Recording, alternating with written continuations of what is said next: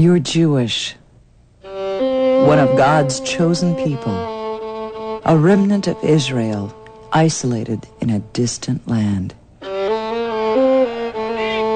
You've managed to survive the Holocaust, survive communism, and now most of your $20 monthly pension must pay for medicine, with only a few dollars left for food, or electricity, or heat, or clothes. You're old, and you're alone. You're left with nothing but painful memories. And you wonder, does anyone care? У меня жизнь осталась мало, наверное, но я буду вас всех помнить. I wish God would be merciful and take me, because it's better to die than live like this. Isaiah, Jeremiah, Ezekiel, Revelations. I bore you on wings of eagles.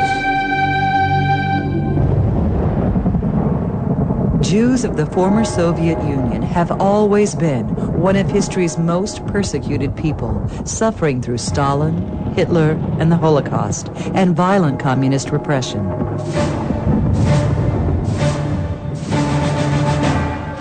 It was very dangerous because of the KGB and all of the government. It was so dangerous to show your Judaism. They attempted to burn our house. They threw stones at our doors and wrote on it, "Death to the Jews." Every day on the bus, they would yell at me, "Go home, Jew. This is not your home." Because I am a Jew, someone took a knife and cut up the front door to our apartment. This is no place for my daughter. We are leaving this country. In 1989, the doors of the former Soviet Union finally opened. For most Jews who had been denied jobs and forced into terrible poverty, there was still no hope of having the means to ever realize their dream of returning to their homeland. But thanks to the help of the worldwide Jewish community and programs like On Wings of Eagles, what was only a distant dream became a modern-day miracle and the fulfillment of biblical prophecy.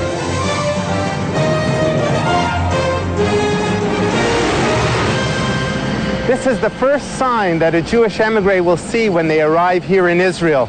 Welcome to Israel. Bruchim habayim. Welcome home.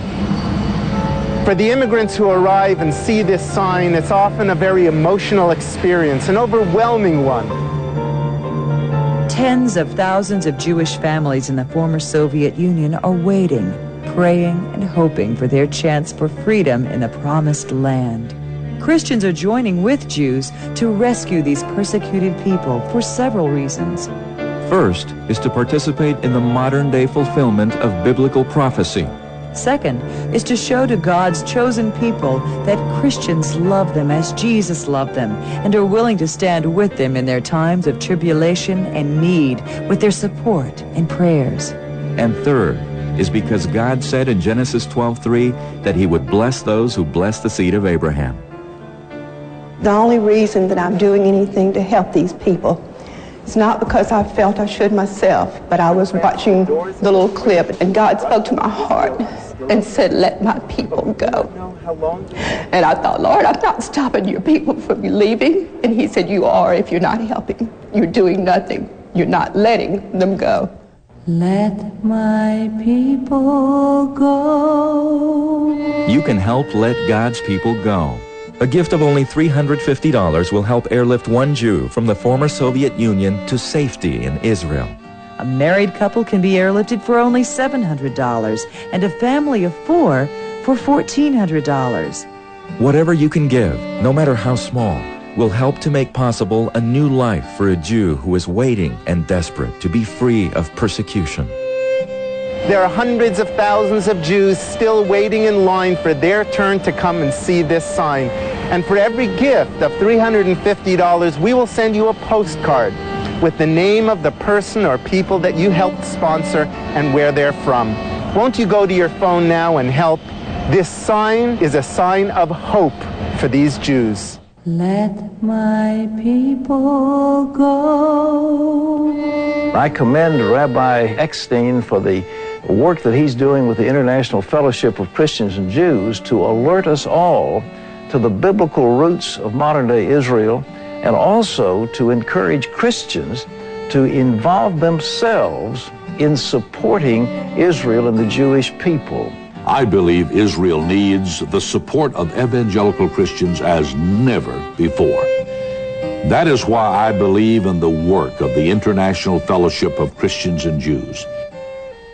I believe in God, even from a young boy, but I believe in the prophets. I believe in the scriptures, and I believe that this wings of eagles is one of the greatest things I've ever seen. We had no idea that we would have the opportunity to come and to be part of this wonderful movement to bring, as they call it, Aliyah, the Jewish people back to their homeland. Aliyah is going up, and that's what Aliyah means, going up. It refers to someone who is immigrating to Israel, not just moving from one country to another, but is making a spiritual ascent, going back to the homeland.